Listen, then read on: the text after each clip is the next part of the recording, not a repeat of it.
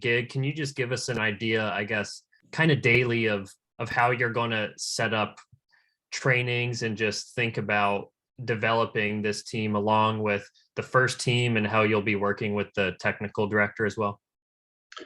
Hi, Jacob. Hi, everyone. I didn't know when to start, so I was waiting for Carlos' green light. No, first of all, before I answer your question, I just wanted to say how thrilled and excited I am to have this opportunity. This is why I took the coaching path in the first place, and this is why I came across the country, leaving France, to get that opportunity. And now, really excited to be able to do that with that people, that staff in this club right now. In terms of the question, what we try to do, we're going to try to really emphasize on individual development. I know that at the age, myself, I was kind of feeling not entirely guided in the right direction. So we're going to try to provide them as much as we can the right type of coaching and mentorship on and off the field, and really emphasizing on the individual player development. And how will you guys kind of train along with the first team? I'm assuming there'll be a few who maybe train with the first team but come down to play with you. How do you just envision that working out this season? So it's our first year, yeah. So it's year one for Crew 2. Like I said, we're going to try to really see how we can build those guys to be the best candidate possible for the first team. How does it play out in a first team type of setup? We're going to learn as we go, but we're confident that with the people we have and the resources that we have and the vision that we have, the process that we have, that we're going to be able to have those guys the maximum chance to be at least a good candidate and the maximum tools possible to be competitive at that level. But year one is going to be really for the whole league, for the whole for each club. I think it's kind of it's going to be an experiment, but we're pretty confident that it's going to be also pretty exciting for them and for us. Thank you, Laurent. For next question, we'll go to Pat Murphy. Pat, if you could say whether a question is addressed to Laurent or to Crew 2 General Manager Corey, that would be appreciated. Hey, Laurent, good to meet you. My question's actually for Corey. I'm just curious what the process was like in looking for a head coach and how you guys settled with Laurent. Obviously, someone in the building, just kind of what the process was like and what you liked out of Laurent to make this decision.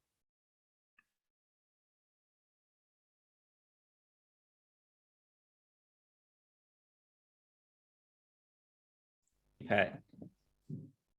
Oh, sorry. Yeah, there you go. I think I got it.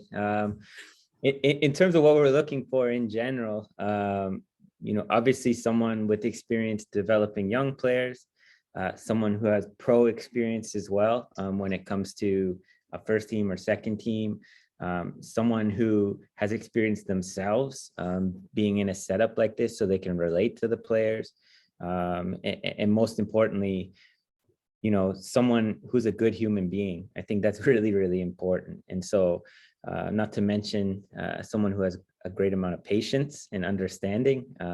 I do believe, and I've heard this a number of times, that this role itself is one of the hardest roles within a soccer club. And so that experience that Laurent has brought from his time with the LA Galaxy as an assistant in the USL Championship, his experience now in our academy, his experience as a pro, as you can tell, all these things lined up where it seemed like a pretty easy decision for us. And for us, from the beginning, if we can promote and develop our coaches just as much as our players, that's something that's very, very important to us. And so the stars aligned, but a lot of it had to do with Laurent and the work that he already put in to make the decision to come here, to join our academy, to work his way up through there. It made a lot of sense for us as well. So yes, it seems like, wow, this was so easy. You just pick someone from within. He was someone who was able to tick all our boxes as well along the way. And I think that's really important, that he went through that process. Thank you, Corey. Our next question will go to Thomas Costello of Massive Report. Welcome, Laurent, and thank you for the time meeting with us today. It's nice to meet you virtually. A question I have for you. You joined LA Galaxy 2 kind of in the same situation with Crew 2, where it was a brand new development team. Now that you're in a head coach position in the similar type of team, what do you, or how do you balance coaching maybe some more experienced pros with a younger group of pros that you're going to have on this roster? So first, the resources that we're going to be able to put to those players is simply, I would say, amazing. And our job is going to be first to remind them and myself that how grateful we should be, and this is not an environment that a lot of people have. I want them to understand what it takes to become and stay a pro, because one thing is becoming a pro, one other thing is to stay in the long run a pro. And there's two aspects of it. What you're able to develop in terms of competence, and how you bounce back in terms of facing adversity, whether it's on and off the field. So how do you build also the character outside the soccer field? We're going to try to be pretty big on that. I have a few experiences where I kind of felt we were letting go. And a lot of times you have no clue, right? You're a kid that just go on a soccer field and hope for the best. And off the field, you pretty have no much clue. And if you don't have any feedback, it's hard to have your head cold. So we're going to try to give them an environment where we're also going to focus specifically on their strength for sure, but how can we also help in their weaknesses, and build a character out of the field, and make them as built as we can for them to be embrace the professional path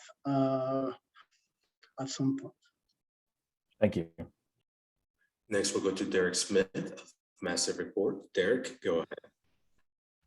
Thank you, Coach. Thank you, Corey. I appreciate the time. I just had one question about you spent time obviously in Los Angeles, spent time, of course, in France. What's maybe one thing about Columbus that makes it feel like home to you and makes this a right decision for you in this time?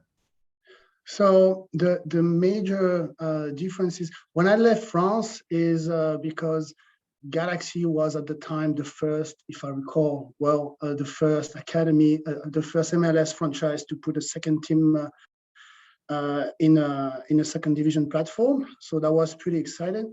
The main difference here is everything is built for them to eventually reach out the first team level. It's all going to be really individual focus. And we really convinced that putting all the processes together with the right people, with the right mentality and the right tools, that's going to lead us to be also performing well.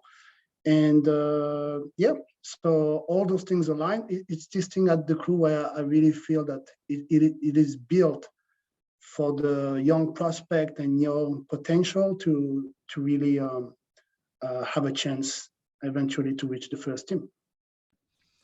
Je vous remercie. That's it, right? Thank you. De rien, c'est super. Parfait. Thank you. Welcome to Columbus. Merci. Thank you. Thank you, Laurent. For our next question, we'll go to Jacob Myers, followed by Pat Murphy. So a reminder, if you could please state who the question is addressed to. Yes, questions for Corey. Corey, just can you give us an estimate of how many players from the first team you're looking at playing close to full time on Crew 2, and how many kids do you plan to kind of sign directly from the academy who either are already in college or might have gone there if Crew 2 didn't exist? First team is going to be a work in progress. I can always hope or pencil in, but certainly our goal is, if they're doing well, that they play as much as possible on the first team, and then that we're here to support them when they need those extra development minutes or opportunities or just fitness minutes as well. So first team is happening right now, seeing who's kind of carving out time, who's going to get the most opportunity there, and then we'll take the rest. In terms of overall signing players directly to the second team, we're probably forecasting around 16 to 18 guys signed directly to this team, which if we go back to kind of the main reason of what we're trying to do here, is we want to create a really, really strong environment for anyone, whether it's first team down, academy up. And so signing a good group of guys to the second team will allow us to do that day to day. And then in terms of the academy guys, we'll probably have a couple, probably 2 to 3 guys signed directly to the second team. And then look out for amateur that will benefit training day to day with this group, but that will also allow them to keep their eligibility for college. So that's kind of the makeup of the team right now. That's what we're working with. But like I said before, things change very quickly and we have to be available to react. But that'll give you a good core of guys that will be competing every day. Yeah, that's helpful. Thank you. Thank you, Corey. Our next question will go to Pat Murphy, Massive Report. We still have time for a few questions. If you would like a question after Pat, please click raise hand. This question's for Laurent. I'm just curious what ultimately your goals are as a coach. Where do you want to kind of get to? This seems like a stepping stone potentially to a bigger job opportunity, if that's something you're interested in. What's kind of your ultimate goal as a coach?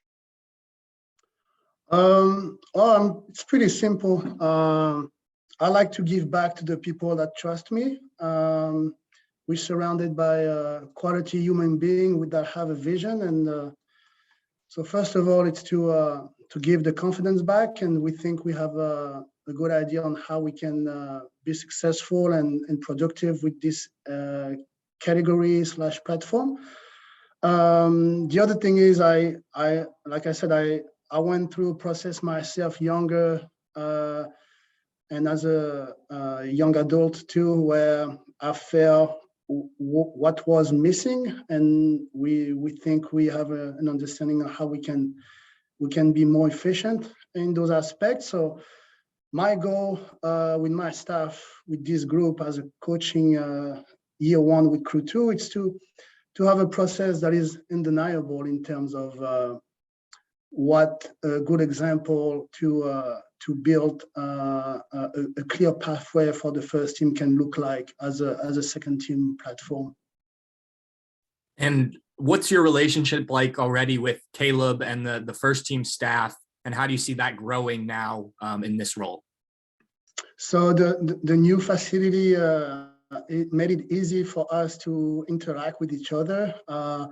So we were able to communicate quite a bit last year with Caleb, a little bit more this year, and hopefully on a daily basis soon. And we have already clear idea on who the style of play, of course, that we need to the players that we need to get ready in terms to match his style of play, plus the guys that are going to be kind of in between, sometimes with the first team, sometimes with us, and help them to be the most efficient possible. And I just can't wait to get started and get more exchange with Caleb and the first team staff about that.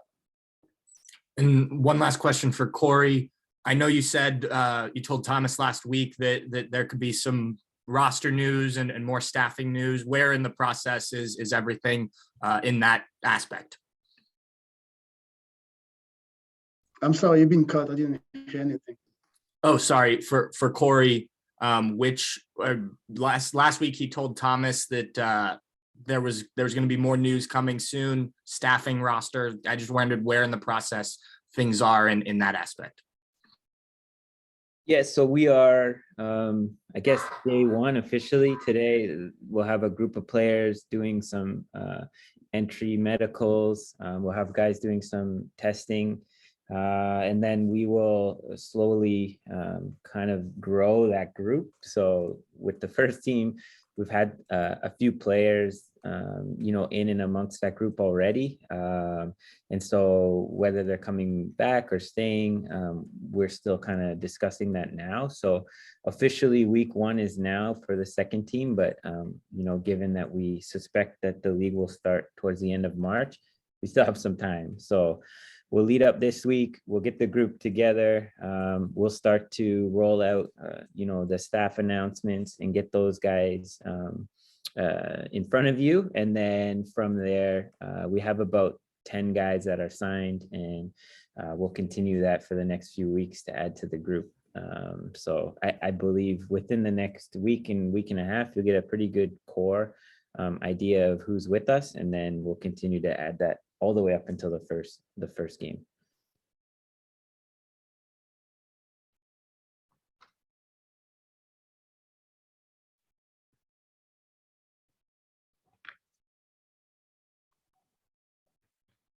You might have lost Carlos, so I'm taking more questions if anyone has any.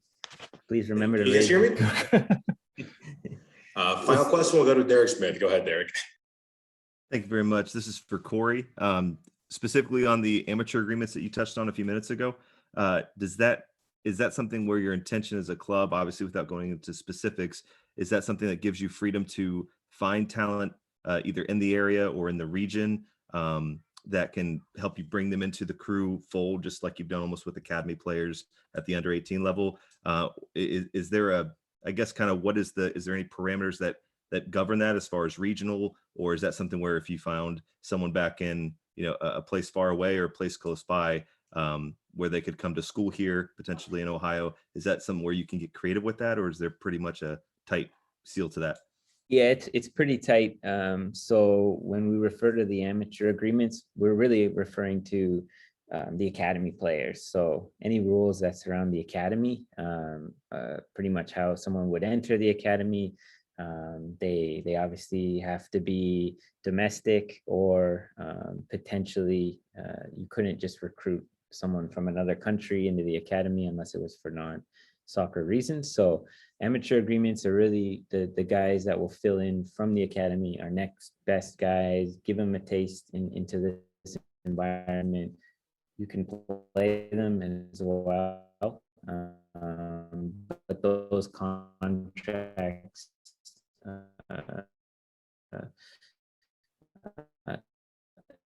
college opportunities and keep their eligibility. So it's really a registration piece, and it does give us the opportunity to play them in games. But anyone from the academy can be in training around the team, but to play a game, they would need to sign those agreements. So that type of recruitment would mostly be through the academy. However, they bring guys in here, making sure that they adhere to all the rules and guidelines of the MLS Next Academy system. Awesome. Thank you. And our final question will go to Tom Costello. Hey, thanks, Corey. Question for you about the roster cap. Do we know a total number yet of how many players can be on the team? Yeah, I think in terms of the rules, we're still working with the league to get some final numbers, but I believe the full roster can be a maximum of 25 signed players. So I don't see that many people getting that many players, but it does give you flexibility to add a large number. And then after that, you can add a certain number of these amateur agreements as well. So if you were willing and able, you could add, over 30 players to this roster for selection. But as I mentioned, we'll probably be looking around 16 to 18 signed directly to this team, with first team guys coming down, and then these academy agreements filling out the roster. Okay, thank you. Thank you, Corey. This is going to conclude today media availability.